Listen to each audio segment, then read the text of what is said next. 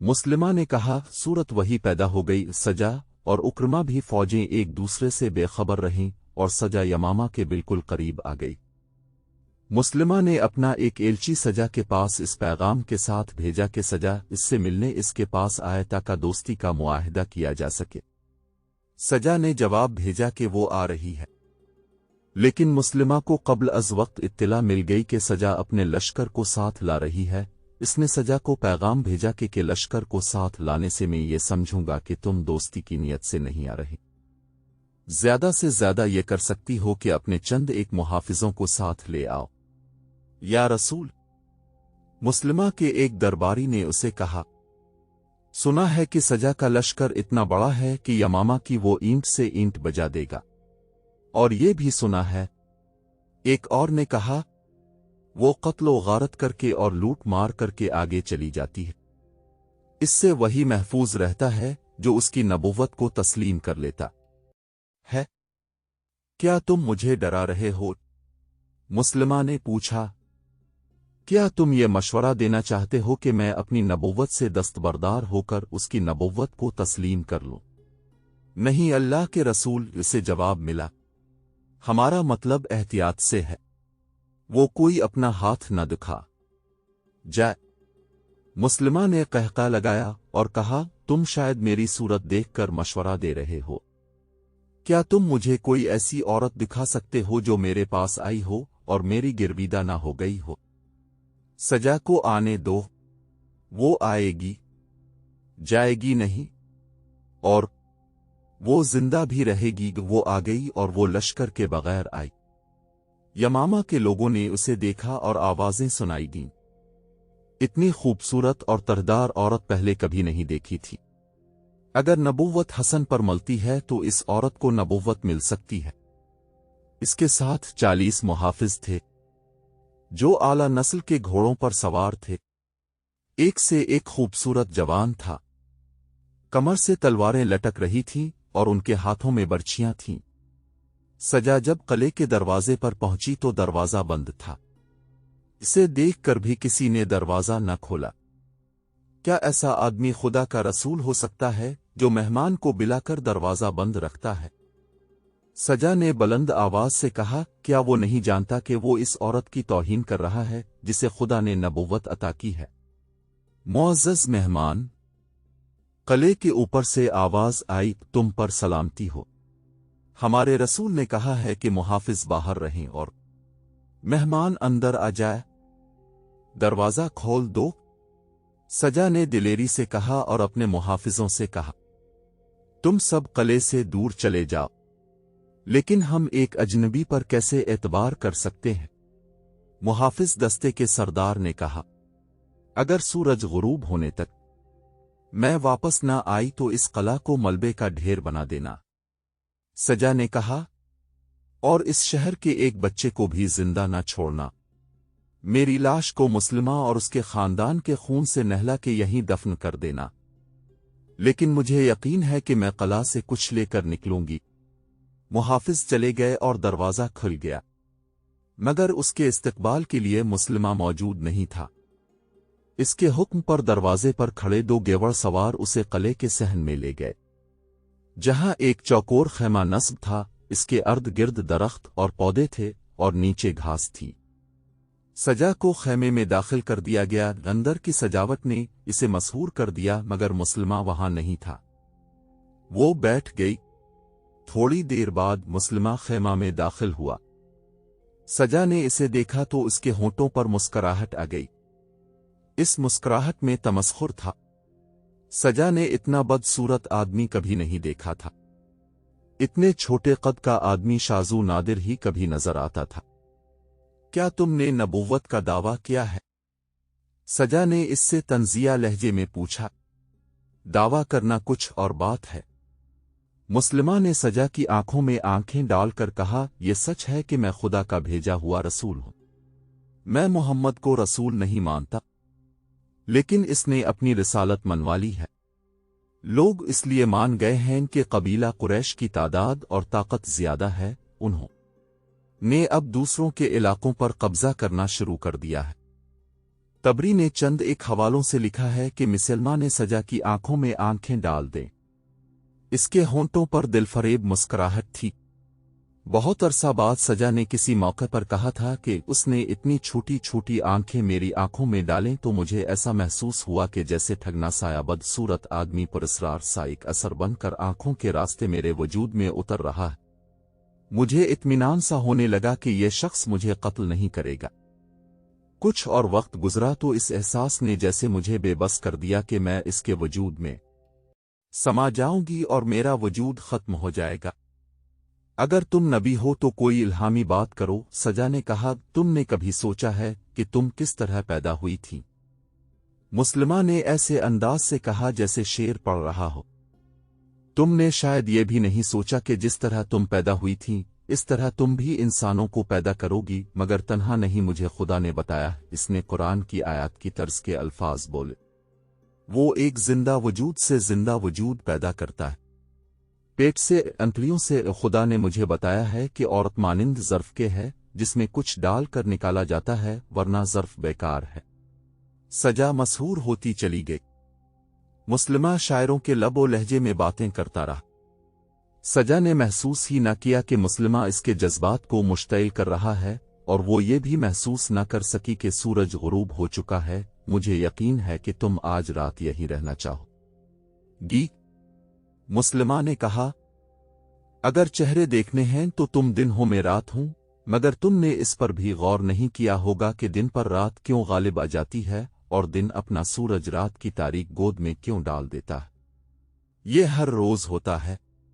इसका वक्त मुकर्रर है। रात सूरज की चमक दमक को खा नहीं जाती, बड़े प्यार से उसे जगाकर दूसरे उफक पर रख देती है। हाँ मुस्लिमा, सजा ने कहा, मेरा जी चाहता है कि मैं मान लूं कि तुम सच्चे नबी हो। इतना बदसूरत आदमी इतनी खूबसूरत बातें नहीं कर सकता। कोई गैबी ताकत है जो तुमसे इतनी अच्छी बातें करा रही है। वो चौंक पड़ी और बोली, सूरज गुरूब हो गया है।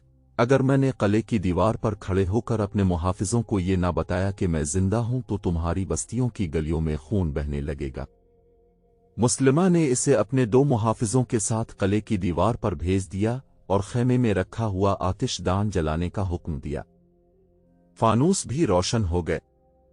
मुस्लिमा ने आतिशदान में छोटी सी कोई चीज रख दी कि कमरे में खुशबू फैलने लगी। सजा वापस खेमा में आई तो इस पर खुमार सा तारी होने किया। वो आम सी औरतों की तरह रोमान अंगेज बातें करने लगी। ये अच्छा नहीं होगा कि हम मियां बीवी बन जाएं? मुस्लिमा ने इसकी आंखों में आंखें डालकर पूछा। इससे अच्छी और कोई बात नहीं हो सकती, सजा ने मखमूर की आवाज में जवाब दिया। सुबह तुलू हुई तो सजा इस अंदाज से बाहर निकली जैसे दुल्हन अपनी पसंद के दूल्हा के साथ इस दिवाजी जिंदगी की पहली रात गुजार कर निकली हो। किले में शादियाने बजने लगे। सजा के लश्कर तक यह खबर पहुंची कि सजा ने मुस्लिमा के साथ शादी कर ली है। ये शादी इस्लाम के लिए बहुत बड़ा खतरा बन गई। इर्तिदाद के 2 लश्कर मुत्तहिद हो गए, लेकिन ये इत्तिहाद जल्दी बखर गया क्योंकि मुस्लिमा ने सजा को धोखा दिया और वो दिल बर्दाश्ता होकर इराक अपने कबीले चली गए। मुस्लिमा ने अपने लिए एक बहुत बड़े खतरे को खत्म कर दिया था। सजा को इतना सदमा हुआ कि वो नबुव्वत के दा से दस्तबरदार हो गई। बाद में वो मुसलमान हो गई और कूफा चली गई थी। उसने बड़ी लंबी उम्र पाई और मुत्तकी और पारसा मुसलमान की हैसियत से मशहूर रही। रसूल करीम के विसाल के साथ ही हर तरफ बगावत और अहद शिकनी का तूफान उठ खड़ा हुआ। एक तूफान सहाबा के अपने यहाँ उठा। ये खलीफा अव्वल के इंतखाब का मसला था। अंसार और मुहाजिरीन के दरमियान खिंचाव सा भी पैदा हो गया। अबू बकर ने आखिर ये फैसला उमर और अबू उबैदा पर छोड़ा और कहा कि ये दोनों जिसे पसंद करें इसे सब खलीफा मान ले। अब मुहाजिरीन में सबसे अफजल हैं। उमर ने फैसला अबू बकर के हक में दिया और उनसे कहा, गार में अब रसूल अल्लाह के रफीक और नमाज पढ़ाने में उनके कायम मकाम रहे। दीन के अहकाम में नमाज सबसे अफजल है। हमें ऐसा कोई शख्स नजर नहीं आता जो अब से बरतर हो। बिला शक अब खिलाफत के हकदार हैं। सबसे पहले हजरत उमर ने आगे बढ़कर हजरत अबू बकर के हाथ पर बैत की। इसके बाद अबू उबैदा और बशीर बिन साद ने बैत की। जब ऐलान आम हुआ कि अबू बकर खलीफा रसूल होंगे, लोग बैत के लिए दौड़े आए। मस्जिद नबवी में बैत आम हुई। हजरत अबू बकर ने पहला खुतब खिलाफत दिया। लोगों, खुदा की कसम, मैंने खिलाफत की ख्वाहिश कभी नहीं की थी, न कभी दिल में न कभी ज़ाहिरी तौर पर उसके लिए अल्लाह से दुआ की थी। लेकिन इस डर से ये बोझ अपने नातुआ कंधों पर उठा लिया कि इख्तिलाफ झगड़े की सूरत इख्तियार न कर जाए, वरना खिलाफत और अमारत में मुझे कोई राहत नजर नहीं आए। एक बोझ मुझ पर डाल दिया गया है जिसे उठाने की ताकत मुझ में कम है। अल्लाह की मदद के बगैर मैं इस बोझ को उठा नहीं सकूंगा। मुझे तुमने अपना अमीर बनाया है, मैं तुमसे बेहतर और बरतर तो ना था। अगर मैं कोई अच्छा काम करूं तो मेरी मदद करो, कोई गलती कर गुजरूं तो मुझे रोक दो। तुम में से जो कमजोर है, मैं इसे ताकतवर समझता हूं, मैं इसे इसका हक दिलाऊंगा। तुम में से जो ताकतवर है, इसे मैं कमजोर समझूंगा और इसे इस हक से महरूम कर दूंगा जिसका वो हकदार नहीं। मैं जब तक अल्लाह और उसके रसूल की इताअत करूं तुम मेरी इताअत करो, अगर मैं इन्हिराफ करूं तो मेरी इताअत छोड़ देना। खलीफा अव्वल अबू बकर सिद्दीक ने सबसे पहला हुक्म ये देकर कहा, उसामा का लश्कर रोमियों के खिलाफ जाएगा। सबको चौंका दिया। ये मौका किसी और जंगी मुहिम के लिए मौजू न था। रोमियों पर हमला बहुत बड़ी जंग थी जिसमें मुसलमानों की पूरी जंगी ताकत की जरूरत थी, लेकिन दूसरी तरफ ये सूरत पैदा हो गई थी कि बेशतर कबीलों ने न सिर्फ बगावत कर दी थी बल्कि बाज ने मदीना पर हमला के लिए मुत्तहिद होना शुरू कर दिया था। यहूदी और नसरानी खास तौर पर मदीना के खिलाफ सरगर्म हो गए। इसके अलावा झूठे पैगंबरों ने अलग महाज बना लिए थे। तलिया और खुसूसन मुस्लिमा तो जंगी ताकत बन गए थे। इस्लाम बहुत बड़े खतरे में आ गया था। हजरत अबू बकर के हुक्म का पस मंजर ये था कि तबूक और मोतेह के मार्कों के बाद रसूल अकरम ने ये जरूरी समझा था कि रोमियों पर हमला करके उनका दमखम तोड़ा जाए। तबूक और मोतेह के मार्कों में तो ये कामयाबी हासिल की गई थी कि उन कबीलों को मुती कर लिया गया था जिनका खतरा था कि वो रोमियों के साथ इत्तेहाद कर लेंगे। इन रोमियों को खत्म करना जरूरी था। फैसला मुल्क गिरी की खातिर नहीं बल्कि नजरियाती दिफा के लिए किया गया था। यहूदी और नसरानी इस्लाम के खिलाफ रोमियों के कैंप में चले गए थे। रसूल अल्लाह ने रोमियों पर हमला के लिए एक लश्कर तैयार किया था जिसमें मुहाजिरीन और अंसार के सरकर्दे अफराद भी शामिल थे। इस लश्कर के सिपा सालार ज़ैद बिन हारिसा के बेटे उसामा थे। इनकी उम्र बमुश्किल अब जैसी थी।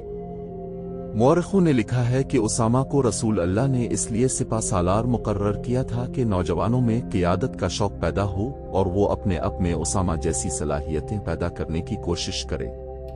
उसामा को रसूल करीम वैसे भी बहुत चाहते थे।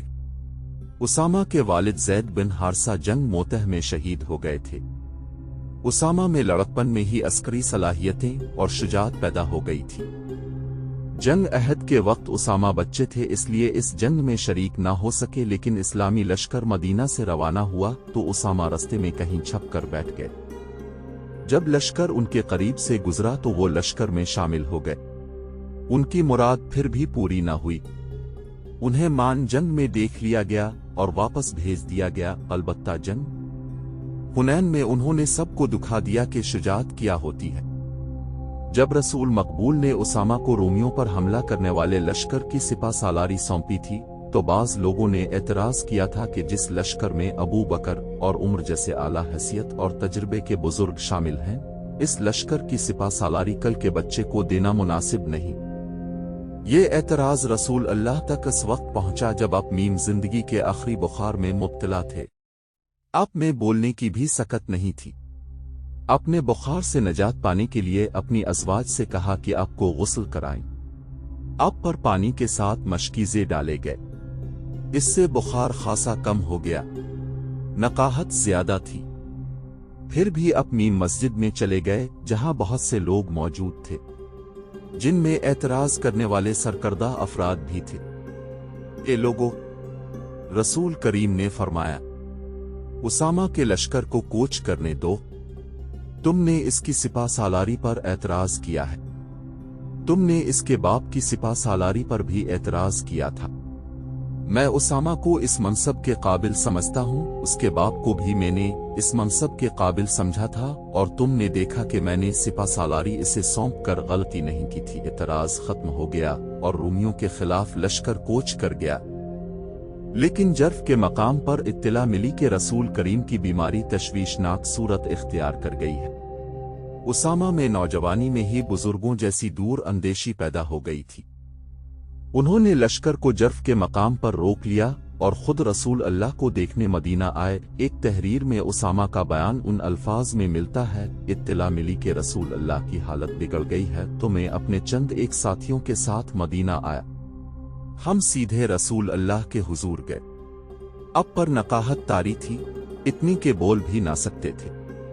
अपने 2-3 बार हाथ उठाकर आसमान की तरफ किए और हर बार हाथ मेरे ऊपर रख दिए। मैं समझ गया कि हुजूर अकरम मेरे लिए दुआ कर रहे हैं। दूसरे रोज उसामा फिर आपके हुजूर गए और कहा, या रसूल अल्लाह, लश्कर जर्फ में मेरा मुंतजिर है, इजाजत फरमाइए। रसूल अल्लाह ने हाथ ऊपर उठाए मगर हाथ ज्यादा ऊपर ना उठ सके। ज़ौफ बहुत ज्यादा बढ़ गया था। उसामा दिल पर गम का बोझ, आंखों में आंसू लेकर रवाना हो गए। थोड़ी ही देर बाद रसूल अल्लाह वसाल फरमा गए। कासिद उसामा के पीछे दौड़ा और रास्ते में जा लिया। उसामा ने हुजूर अकरम के विसाल की खबर सुनी। घोड़ा सरपट दौड़ाया, अपने लश्कर तक पहुंचे। विसाल की खबर ने लश्कर में कोहराम बरपा कर दिया। उसामा लश्कर को मदीना ले आए। खलीफा अव्वल की बैत हो चुकी थी। उन्होंने उसामा को बिलाकर पूछा कि रसूल अल्लाह ने उन्हें क्या हुक्म दिया था। यह हुक्म तो आपको भी मालूम है। उसामा ने जवाब दिया, मुझसे ही सुना है तो सुन ले। रसूल अल्लाह ने हुक्म दिया था कि मैं फलस्तीन में बिलकाक और दवाम की सरहद से आगे जाकर रूमियों पर हमला करूं, लेकिन वहां तक लश्कर इस तरह पहुंचे कि दुश्मन को हमले तक लश्कर की आमद की खबर तक ना हो सके। जाओ उसामा, अबू बकर ने कहा, अपना लश्कर ले जाओ और रसूल अल्लाह के हुक्म की तामील करो। लश्कर को जब यह हुक्म मिला तो हजरत अबू बकर पर एतराज होने लगे। सब कहते थे कि जब हर तरफ से खतरों के तूफान ने घेर लिया है, इतनी बड़ी जंग और वो भी इतनी दूर शुरू नहीं करनी चाहिए। इस लश्कर की उन फितनों की सरकोबी के लिए जरूरत है जो बड़ी तेजी से उठ रहे हैं। किस्म है इस अल्लाह की जिसके हाथ में मेरी जान है। हजरत अबू बकर ने कहा, अगर मुझे जंगल के दरिंदे चीरने फाड़ने के लिए आ जाएं तो भी मैं उसामा के लश्कर को नहीं रोकूंगा। मैं इस हुक्म की खिलाफ वर्जी किस तरह कर सकता हूं जो रसूल अल्लाह ने अपनी जिंदगी में दिया था। मैं अगर मदीना में अकेला रह गया तो भी इस लश्कर को नहीं रोकूंगा। तुम पर सलामती हो हजरत अबू बकर। हजरत उमर ने कहा, एतराज करने वाले ये भी कहते हैं कि अगर लश्कर को भेजना ही है तो सिपा सालारी उसामा के बजाय किसी तजुर्बेकार आदमी को दे। इब्न खिताब, हजरत अबू बकर ने जवाब दिया, क्या तुम भूल गए हो कि उसामा को रसूल अल्लाह ने सिपा सालार मुकर्रर किया था? क्या तुम जरत करोगे कि रसूल अल्लाह के हुक्म को मनसूख कर दो? मैं ऐसी जरत नहीं करूंगा। हजरत उमर ने कहा, मुझ में इतनी जरत नहीं, मेरी सुन इब्न खिताब। हजरत अबू बकर ने कहा, अपनी कौम को देख, पूरी कौम गम से निढाल है। गम के साथ साथ एक खौफ है जो हर किसी के दिल में उतरता जा रहा है। ये खौफ उन बगावतों का है जो हमारे अर्द गिर्द उठ रही हैं। हर रोज एक खबर आती है कि आज फला कबीला बागी हो गया है। बाज कबीले इस्लाम से मुनहरिफ हो गए हैं। इस्लाम भी खतरे में आ गया है और मदीना भी।